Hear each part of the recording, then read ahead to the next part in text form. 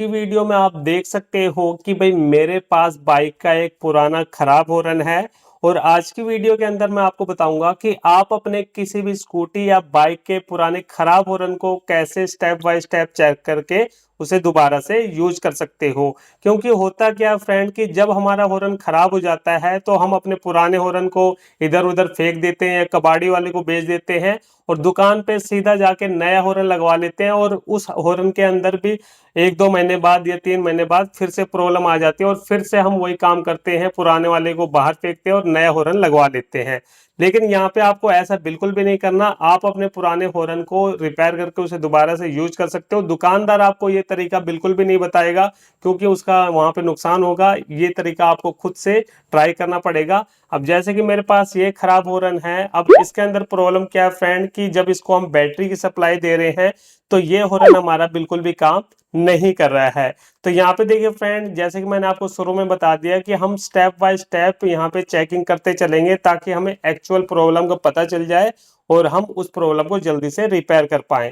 तो यहाँ पे देखिए फ्रेंड, जब भी आपके पास कोई भी पुराना खराब हॉर्न हो तो सबसे पहले आपको क्या करना है, जो हॉर्न के ये जो पीछे वाले पॉइंट होते हैं ना, इनके ऊपर क्या होता है फ्रेंड कि ज्यादा लंबे टाइम तक यूज करते करते ना इनके ऊपर कार्बन आ जाता है। और कार्बन आने की वजह से क्या होता है कि कई बार करंट प्रॉपर नहीं मिल पाता इस हॉर्न को, जिसकी वजह से ये हॉर्न हमारा काम नहीं करता है। तो यहाँ पे हमें क्या करना है, सबसे पहले हमें इसके ऊपर के कार्बन को साफ करना है। और कार्बन को साफ करने के लिए आप कोई भी इस टाइप का ब्लेड ले सकते हो, रेग मार ले सकते हो, रेती ले सकते हो। उससे आपको क्या करना है, इस तरीके से देखिए यहाँ पे अच्छे तरीके से इसके ऊपर के जो कार्बन है इसे साफ कर लेना है। बिल्कुल अच्छे तरीके से आपको साफ करना है क्योंकि इसके ऊपर कार्बन आने की वजह से भी हमारी प्रॉब्लम बन जाती है कई बार। तो ये काम आपको सबसे पहले कर लेना है। तो यहाँ पे इस तरीके से देखिए, यहाँ पे मैंने इसके जो कार्बन है इसको अच्छे तरीके से साफ कर लिया है। ये देखिए ब्लेड से साफ करने के बाद अब ये जो पॉइंट है कितने साफ क्लियर दिखाई दे रहे हैं। तो यहाँ पे हमने इसके कार्बन को साफ कर लिया है। तो चलिए अब दोबारा से बैटरी की सप्लाई देके चेक करते हैं कि जो हमारी प्रॉब्लम है सोल्व हुई कि नहीं हुई। सब कुछ मैं आपके सामने प्रैक्टिकली करके दिखा रहा हूँ। तो यहाँ पे देखिए फ्रेंड, फिर से हम एक एक वायर को लगा लेते हैं एक एक पॉइंट पे। एक वायर को मैंने यहाँ पे लगाया और दूसरे को यहाँ पे लगाया। तो आप देख सकते हो फ्रेंड कि कार्बन को साफ करने के बाद हमने जब इसको दोबारा से सप्लाई दी तब भी ये जो हमारा हॉर्न है बिल्कुल भी काम नहीं कर रहा है। तो अब हमें क्या करना पड़ेगा, यहाँ पे कार्बन साफ करने से तो बात नहीं बनी, अब हमें लेना पड़ेगा अपना मल्टीमीटर। तो यहाँ पे हम क्या करते हैं, एक बार इन दोनों वायर को हटा देते हैं और मल्टीमीटर हम लेंगे। यहाँ पे ये देखिए मेरा मल्टीमीटर है। अब मल्टीमीटर को हमें क्या करना है, सबसे पहले बजर मोड पे सेट करना है। ये हमारा बजर मोड है। तो यहाँ पे मल्टीमीटर को बजर मोड पे मैंने सेट कर दिया है। अब हमें क्या करना है, इस मल्टीमीटर से इस हॉर्न को चेक करना है। अब इसके अंदर चेक क्या करना है, देखिए इस टाइप के जितने भी छोटे बड़े साइज के हॉर्न आते हैं ना, उनके अंदर क्या होती है कि एक हमारी कॉपर की कॉइल लगी होती है। तो कई बार क्या होता है फ्रेंड कि वो कॉइल कई बार हमारी जल जाती है या खराब हो जाती है। अब उस कॉइल को हम ऐसे तो देख नहीं सकते क्योंकि भाई वो सारी चीजें अंदर होती है। तो उस चीज को हम यहाँ पे मल्टीमीटर से चेक करके पता लगा सकते हैं कि जो इसके अंदर की कॉइल है वो भाई खराब हो चुकी है या फिर सही है। तो चलिए उसे अब हम चेक कर लेते हैं। तो चेक करने के लिए देखिए यहाँ पे हमारे पास जो मल्टीमीटर की प्रोब है, तो एक को तो हम इस पॉइंट पे रखेंगे और दूसरे को इस पॉइंट पे रखेंगे। तो यहाँ पे देखिए फ्रेंड, इस तरीके से जब मैंने प्रोब को दोनों पॉइंट पे रखा तो आप देख सकते हो कि मल्टीमीटर के अंदर 1.6 की वैल्यू आ रही है और प्लस में बीप आ रही है। तो इसका मतलब क्या हुआ कि भाई ये जो हमारे पास हॉर्न है तो इसके अंदर की जो कॉइल है वो तो बिल्कुल ओके है, उसके अंदर कहीं पे भी प्रॉब्लम नहीं है। प्रॉब्लम इसके अंदर कहीं ना कहीं कार्बन वगैरह की है। अब देखिए फ्रेंड, होता क्या है कि इस टाइप के जो हमारे हॉर्न होते हैं ना, इनके अंदर क्या होता है कि जैसे कि आपको पता है कि जो आपकी बाइक वगैरह है, स्कूटी वगैरह है, बारिश में कई बार भीगती रहती है। तो इसके अंदर क्या होता है कि कई बार पानी वगैरह चला जाता है जिसकी वजह से ना इसके अंदर कार्बन आ जाता है या फिर जंग लग जाता है, जिसकी वजह से जो इसकी कॉइल है वो अपनी जगह पे जम जाती है, फिक्स हो जाती है, जिसकी वजह से यहाँ पे आवाज वगैरह नहीं आती। तो अब हम क्या करेंगे, इसके लिए हमें क्या करना है, ये जो आगे की तरफ आप एक नट देख रहे हो, इस नट को हमें खोलना है। तो यहाँ पे इस नट को खोलने के लिए देखिए हम क्या करेंगे, प्लास का यूज करेंगे। मेरे पास प्लास है, इसकी मदद से इस नट को हम खोलेंगे। तो इस तरीके से देखिए हमें थोड़ा सा जोर लगाना पड़ेगा इसके अंदर क्योंकि काफी टाइट है ये नट हमारा। तो इस तरीके से अब ये धीरे धीरे हमारा खुल रहा है। तो यहाँ पे देखिए ढीला हो चुका है हमारा नट। अब इसको हम बड़े आराम से खोल लेंगे।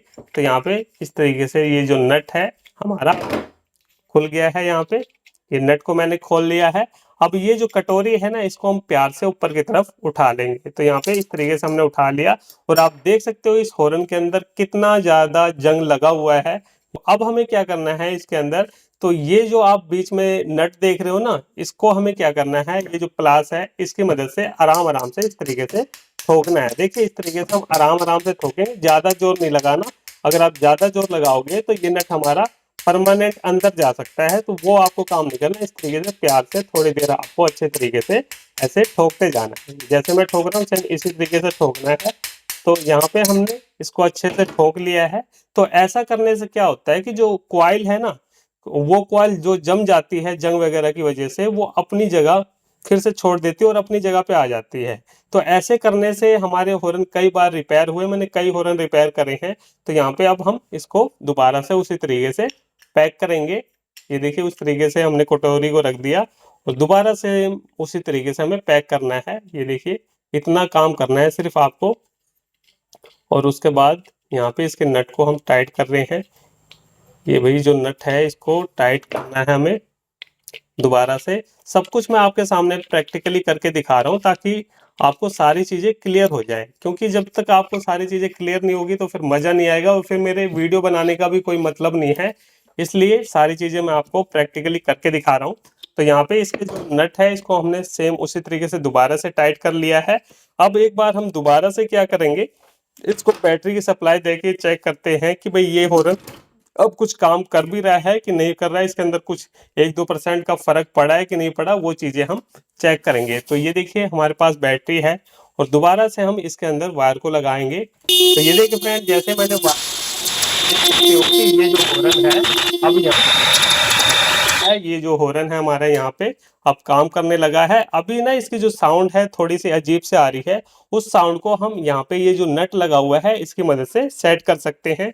और यहाँ पे बिल्कुल आसान है, आपको कुछ भी नहीं करना। इस तरीके से देखिए इसको हम लगा देंगे, इसको इस हिसाब से यहाँ पे ऐसे सेट कर देना है। जैसे आपको लगे उस हिसाब से आप यहाँ पे इस हिसाब से आपको सेटिंग कर लेनी है। यहाँ पे आपको सेटिंग कर लेनी है साउंड की। तो यहाँ पे ये जो हमारा हो रहा है ना फ्रेंड, ये रिपेयर हो चुका है। और अगर इस नट को खोलने के बावजूद भी ये रिपेयर नहीं होता तो फिर हम लास्ट में क्या करते हैं वो भी मैं आपको बता देता हूँ। ये जो साउंड वाला आवाज को सेट करने वाला नट है इसको हम पूरा खोल लेते और खोलने के बाद इसके अंदर हम पेट्रोल डालते हैं और पेट्रोल डालने के बाद इसे अच्छे से हिला के अच्छे से इसके अंदर का जो पेट्रोल है दोबारा से हम निकालते और उसके बाद हम दोबारा से इसके अंदर सप्लाई देते, तब ये हमारा जो हॉर्न है ये रिपेयर हो जाता।